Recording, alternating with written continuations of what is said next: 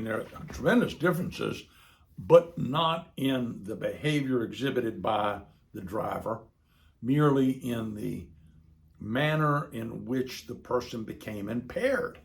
Obviously, DUI is typically referred to as alcohol. DWI, and in Florida, there's really no difference, is looked at as drugs.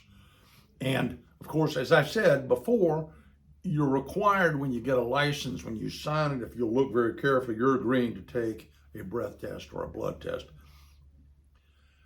And the reason you would take a blood test is if they can demonstrate that you didn't have any alcohol, you must therefore be impaired, significantly impaired. Remember, there's a video of you're trying to walk or whatever it is.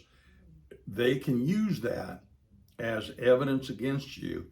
And if they require a blood draw, they're required to get a warrant because of its invasive nature, if it's going to be used later. Now, you can agree to any of this, and here's another tip. If the government wants to take your blood for analysis,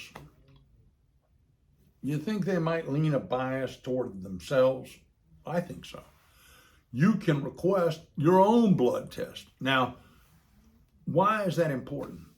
Well, it's important because you got to get on record as requesting your own blood test, private blood test. Now, there won't be many places available because nobody has really started a business where they're going to go to the jail at 4 a.m. in the morning and take your blood for private use.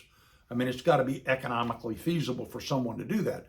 But you're allowed to do that.